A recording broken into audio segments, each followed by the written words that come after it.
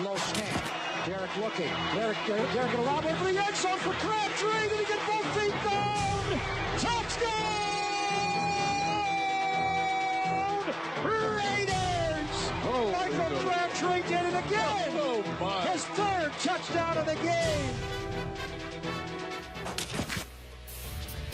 The Raiders are turning heads this season with a 3-1 record. Their wins weren't easy either. All of them on the road in Eastern and Central time zones against the Saints, Titans, and Ravens. The Falcons, they're so lost. The Raiders sit just one game behind the Broncos in the AFC West. Stephen A., are you buying the Raiders as contenders? Yes, I am.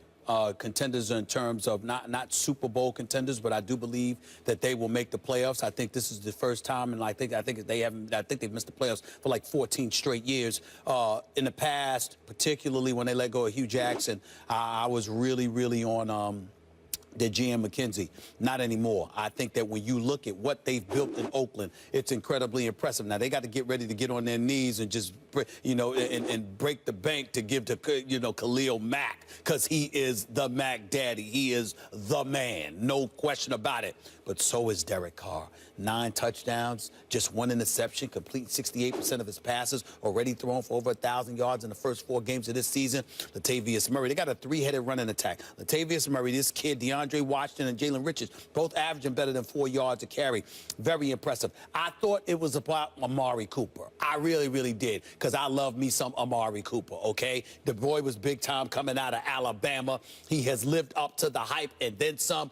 But my Lord, Michael Crabtree, talk about a rebirth. I mean, this brother shows up. Crabtree is handling his business, and it seems ideal that he's your secondary option at the receiver spot. Experienced, and knows what he's doing, knows how to play the game. He wasn't a #1 in San Francisco, which Richard Sherman showed us, but at the same time, he's a quality #2 guy with Amari Cooper there with him.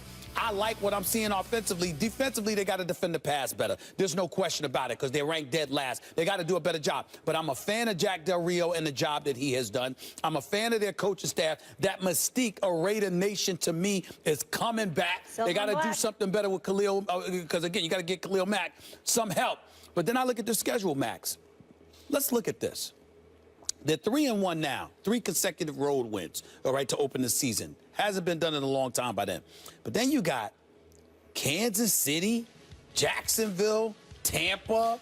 Of course, you got Denver at home. You got Houston at home on a Monday night. You got a struggling Carolina Panther team, Buffalo. I mean, don't get me wrong, their schedule is quality, but it's not a death knell. Right. They can win some of these games. And with the way the Jets and Buffalo have looked in the AFC East, with the way the AFC, you got competition in the AFC North. I only think the winner of the South will come out. I think they got a shot to compete with one of the teams in the North for that second wild card spot. I think this is the year the Raiders make the playoffs. They do have a shot to make the playoffs. In that sense, they're contenders. But when I hear, are they contenders, I think, are they Super Bowl contenders? And I think everyone is a year early on that. Everyone sees it coming, so everyone wanted to be the first one to say, oh, watch the Raiders. Right. The Raiders are not Super Bowl contenders this year because they don't play defense. Now, Khalil Mack, let's start. First of all, everyone knows Carr's excellent. Amari Cooper's excellent. No question about it. But this NFL, it's almost like baseball during the PED era. Not that they're totally out of the game, but when it was running rampant. There was so much offense, these pitchers had to figure out a way to get these monsters out, right? Then you take the PEDs out, the pitchers have gotten better, and now, until very recently, offense was way down. Yeah. The response to the rules changes in the NFL and the aerial attacks have been sophisticated defenses that, in fact, nowadays when you look, who do I really like to win the Super Bowl? I know you don't like Minnesota, but I think they're one of the leading candidates now. Certainly the Broncos, as they did last year. Carolina had a great defense. Seattle has a great defense. The teams you really like are the really good defensive ones. As a response to these high-flying offenses, the Raiders have the offense down, but the defense, I talked about expected points allowed. That compares you to league average. Sure. They're 6th worst defensively by expected points allowed. And you brought up Khalil Mack, who I think Aaron Donald's probably the best defender right now in the NFL, at least, up front. Khalil Mack He's dual right. Yeah, he is. Linebacker, defensive end. I like it much better. Pro Bowl in 2 positions. I like it much better when he's basically a linebacker than when he's now. It looks to me like he's basically I like him moving around. I like him moving around. Okay, let's look. Right. This year, He's only got one a sack so far. Last year, 15, which means just about a sack a game. Okay, but they're keying more on him now. Well, too. also, but he's got his hand in the dirt Right. at defensive end. It's different. He's not his skills are not as on display. He's not being deployed as well, I think, from this position. 17 disrupted dropbacks last year, 1 so far this year. So the good news for the Raiders is, as they figure out how exactly they want to deploy Khalil Mack, the defense can get better. But I don't think better enough. Like last year, they were middle-of-the-pack defense. Right. This year, they're on the bottom. Right. I think they're still a draft away and from bringing in enough defensive players. That's fair, because I'm I'm about the playoffs. I'm not talking Super Bowl, not with New England, Denver, and Pittsburgh in the AFC. I'm not saying that. But let's also point this out. Don't just bring up Khalil Mack. In 4 games, the Oakland Raiders have 5 sacks.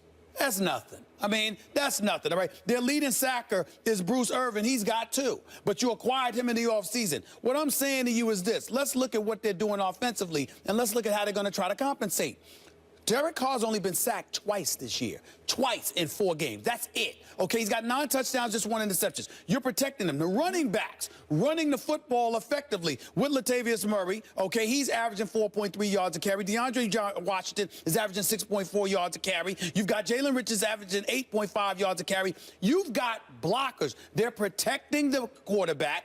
Plus, they're opening holes to run the football effectively. That means you can move the chains, because you got to worry about Derek Carr, who's got a strong enough arm to throw outside the numbers. You got to worry about this offense, and I think that compensates for some of it, which is why I got them being a playoff team. My takeaway from the Raiders is deploy Khalil Mack correctly. That dude is different.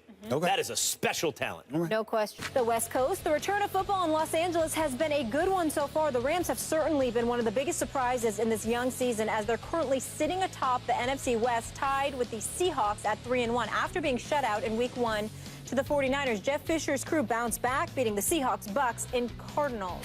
We welcome the coach, Herm Edwards. Good to see you. Good to be here. Herm, in the Talking house. about Stephen A's favorite team, Yes, the Rams. yes. And I know how he feels about. Yes, it's been no secret. I'm not even going to say who's coaching that team. Right? No kinda, secret. How you've been tough on Jeff Fisher. But with that being said, are you ready now to buy in on the Rams since their latest win streak? No. Why would I be? What the hell have they winning? done? They've won 3 games in 4 weeks. Last time I checked, there's still 12 games to go. We're talking about a coach in Jeff Fisher that's in his 22nd season, and 15 times he's been out of the playoffs. This man's record is an atrocity. As far as I'm concerned, he's lucky to be the coach. This defense is elite. We all know what these boys bring to the table.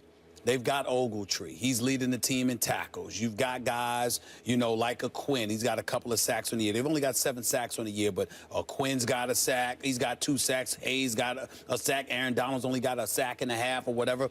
But the defense is definitely big time. There's no doubt about that. We look at them offensively, okay, with Case Keenum as your quarterback. What do you expect? You're ranked 30th in the league offensively.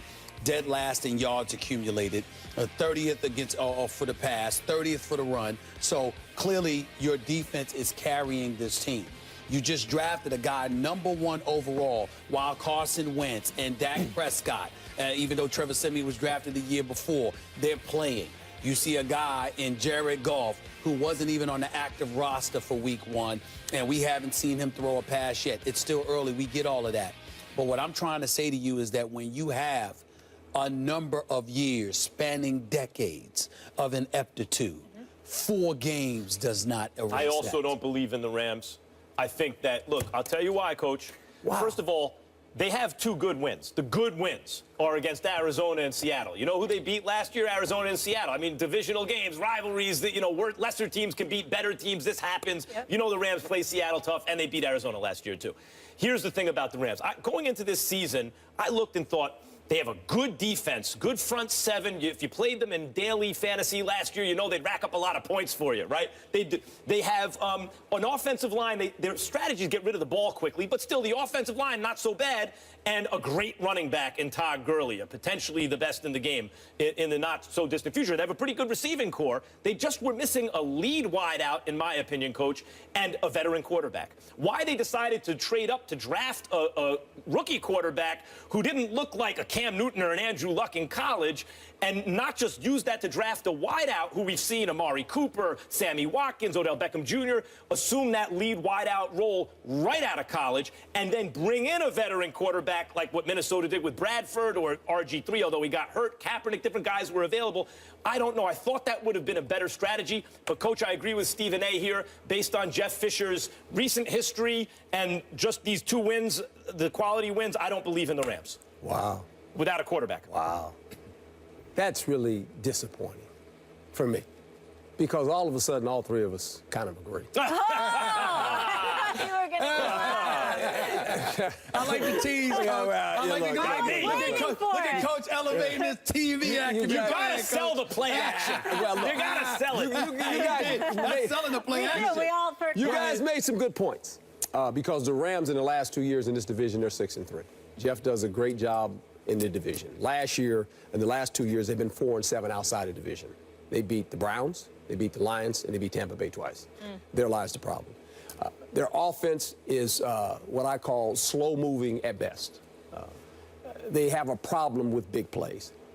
Got a unique running back, but the offensive line is not very good, to speak nicely.